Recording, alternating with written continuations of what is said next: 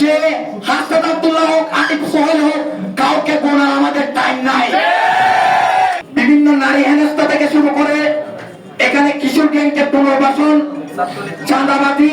চট্টগ্রামে এসে যদি কেউ চট্টগ্রামের এখানে যারা স্থানীয়রা আছে, চট্টগ্রামের আহতরা আছে, চট্টগ্রামের যে মূল আন্দোলনকারীরা আছে, আমাদের যে নারী সহযোগিতাবৃন্দ আছে, তাদের প্রতি যদি কেউ পছন্দ করে, তাদেরকে অবমূল্যায়ন করে, আমরা বলবো সে রাফি হোক, সে হাসনাত আব্দুল্লাহ হোক, আতিফ সোহেল হোক, কাউকে গোনার আমাদের টাইম নাই।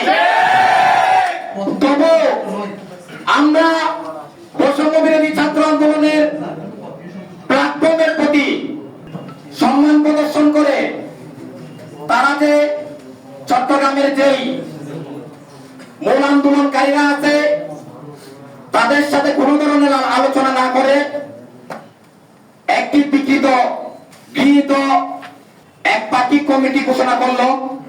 এই প্রেক্ষিতে আমরা এখানে সাংবাদিক বৃন্দ আছে, আমাদের সহযোগিতা বৃন্দ এখানে আপনারা দেখে থাকবেন। একেবারে যারাই আছে এখন হয়তো কেউ টাকা দিলে অনেক প্রকারকে কিশোর গ্যাংের মতো, ডট গ্যাং এর মতো এখানে কালচার আবার কায়েম করতেছে। আমরা কিন্তু ডট গ্যাং, কিশোর গ্যাংকে আবার পুনর্বাসন করার জন্য আমরা জীবন দিনে রক্ত দিই। ওই জায়গা থেকে আমাদের জুলাই আন্দোলনের এখানে মূল প্রত্যেকটা এখানে প্রতিষ্ঠানের যারা নেতৃত্ব দিয়েছিল, আমাদের ডানে বামে পেছনে সবাই কিন্তু এখানে উপস্থিত, সবাইকে আপনারা চিনেন। ওই জায়গা থেকে আমি একজন চট্টগ্রামের সন্তান, চট্টগ্রাম দক্ষিণ জেলার যাকে আহ্বায়ক করা হলো, আমি চট্টগ্রামের আন্দোলন, আমি তাকে কখনো চট্টগ্রাম জেলার আন্দোলন আমি কখনো দেখি নাই। চট্টগ্রাম উত্তরের আহ্বায়ক করা হলো, এই আন্দোলন কিন্তু গোপনে হয় না, এই আন্দোলন ওপেন হয়েছে।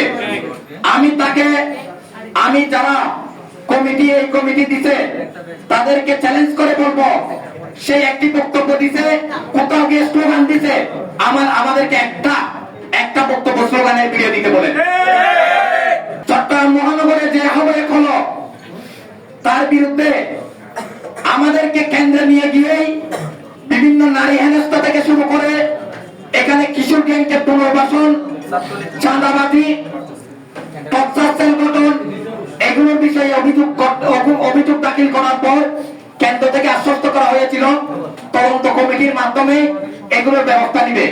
তাইলে আমরা কেন্দ্রীয় নেতৃবৃন্দ যারা আছে, বিশেষ করে হাসনাত আব্দুল্লাহ, আতিফ সোহেলকে বলতে চাই যে আপনারা অভিযুক্ত কোন ব্যক্তির অভিযোগ নিষ্পত্তি না করে আপনারা এভাবে কমিটি দিতে পারেন না, তাহলে আপনাদের সাংগঠনিক হিতাহিত জ্ঞানের অভাব আছে।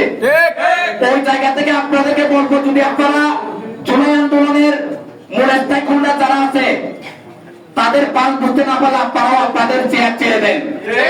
আমাদের চট্টগ্রামে এরকম শত শত যোদ্ধা আছে যারা সাংগঠনিক ভাবে পুরো বাংলাদেশকে নেতৃত্ব দেওয়ার এখতিয়ার রাখে।